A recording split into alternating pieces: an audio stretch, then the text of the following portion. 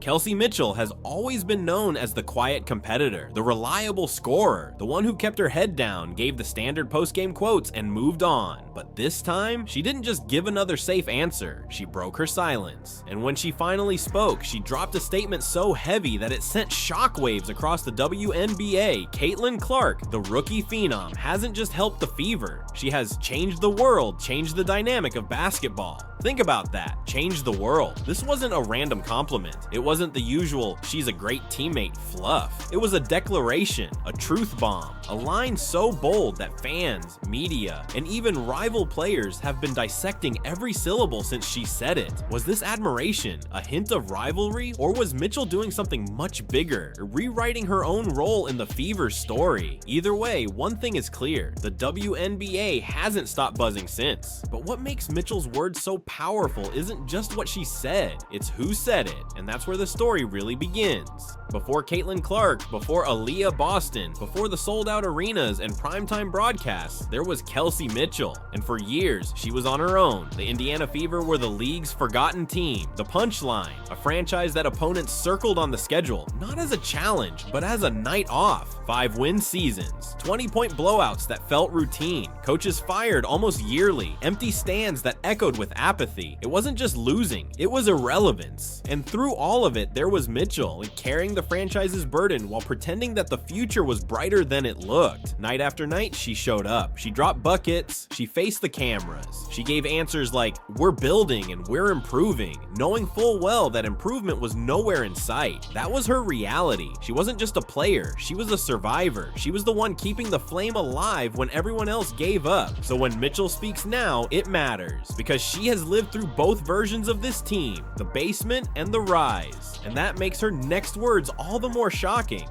Then came the supernova. Caitlin Clark wasn't just a draft pick, she was a cultural event. The kind of player whose games in college drew millions, whose logo threes went viral in seconds, whose name was bigger than the league she was about to join. When Indiana drafted her, the Fever didn't just gain a rookie, they inherited a global spotlight. Suddenly this team that couldn't draw 2,000 fans was selling out arenas. Suddenly ESPN wanted the Fever in primetime. Suddenly, celebrities and international media were flooding Indiana's orbit. The Caitlin Clark effect wasn't hype, it was reality, and it changed the entire WNBA overnight. Now here's where Mitchell comes in. She could have resisted, she could have downplayed it, she could have reminded the world that she'd been carrying Indiana long before Clark arrived, but she didn't. Instead, she looked into the camera and admitted what everyone already suspected, but few players were brave enough to say. Clark didn't just change the Fever, she changed basketball. And coming from Mitchell, the survivor, the veteran, the franchise cornerstone, those words hit like an earthquake. But what makes them even more fascinating is what she didn't say.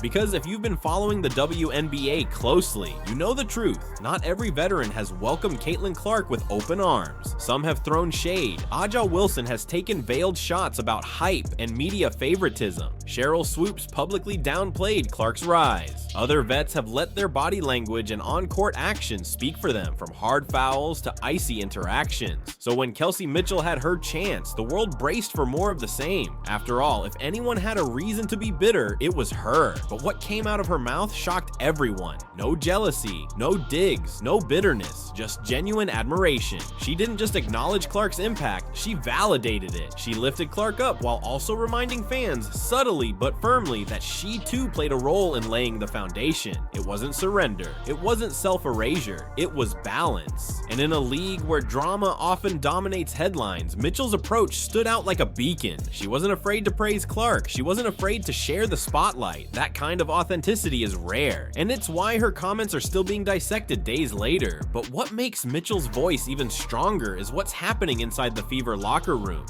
Here's the part casual fans might miss. Mitchell didn't just call Clark a teammate, she called her a friend. That's not a word players throw around lightly, especially in professional sports where egos clash and chemistry often breaks under pressure. So what does it mean that Mitchell used that word? It means Clark isn't just accepted, she's embraced. Take the now famous Caitlin Clark fine tweet. Remember when Clark was fined $200 for stepping onto the court and joked about it on social media? Outsiders pounced. Critics labeled labeled her arrogant, immature, disrespectful. But Mitchell, she told the real story. Inside the Fever locker room, it was nothing but laughs. The players thought it was hilarious. They saw Clark's humor, her lighthearted side, the part of her personality the public rarely gets to see. And that's the telltale sign of a healthy locker room. If Clark were resented, that joke would have sparked drama. Instead, it built chemistry. That's why Mitchell's words carried more weight than the critics, because she wasn't giving the outsider version of the story. She was giving the insider's truth. And the insider's truth is this: Clark isn't dividing Indiana. She's making them stronger, but that's only half the story. The real fear for the rest of the league comes from what's being built around them.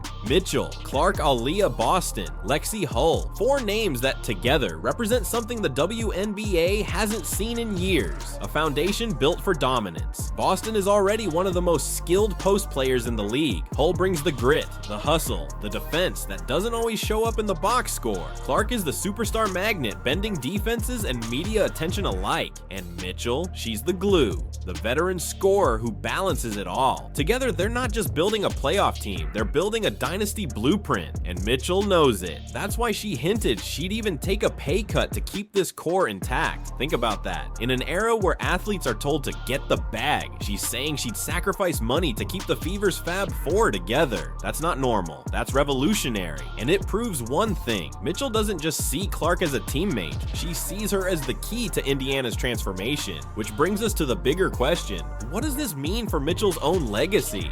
For years, Kelsey Mitchell was known as the great player on a bad team, a scorer who put up numbers that never mattered, a franchise cornerstone without a franchise. But now, her legacy is changing in real time. By praising Clark, by aligning with her instead of resisting, Mitchell didn't erase her own story, she elevated it. She reminded everyone that while Clark may have transformed the Fever overnight, Mitchell was the one who kept the franchise alive long enough for Clark's arrival to even matter. That's the genius of her statement. It wasn't rivalry, it wasn't surrender, it was alliance, and alliances shift leagues. If Mitchell had resisted, the Fever could have been just another cautionary tale about chemistry imploding under hype. But instead, she leaned in, she linked her story to Clark's. And now, the Fever don't just look like a playoff team, they look like a revolution. But the scariest part for the rest of the league is this: Indiana is just getting started. Because, let's be honest, the WNBA hasn't always handled Clark's arrival smoothly. The commissioner has been cautious, veterans have been jealous, old guard players have openly questioned her. But while the league debates, Indiana is building, quietly, steadily, and with a sense of unity that most teams can only dream of. Mitchell has chosen her side, and it's not with the veterans throwing shade, it's not with the old hierarchy, it's with the future, with Clark, with Boston, with Hull, with a Fever squad that isn't just competing for wins. They're competing to rewrite the power structure of the league, and the rest of the WNBA should be terrified. So let's return to that question. What did Kelsey Mitchell really mean? Was she simply giving Clark her flowers? Was she signaling the end of rivalry before it could start? Or was she doing something much smarter, with publicly cementing her alliance with the most important player the league has seen in decades? Whatever the case, one thing is certain: Mitchell didn't just endorse Caitlin Clark, she embraced her, she validated her, she made it clear that Indiana isn't asking for respect anymore, they're demanding it. And with Mitchell, Clark, Boston, and Hull united, the Fever don't just look like a playoff team, they look like the start of a dynasty. But what do you think? Do Mitchell's comments come from pure friendship, or was this the most strategic move of her career? Drop your thoughts in the comments below, and don't forget, like, subscribe, and turn on all notifications, because this story isn't slowing down. Indiana is rewriting WNBA history right in front of us, and if the Fever's core stays together, the rest of the league doesn't just have a contender to worry about, it has a problem, a dynasty in the making.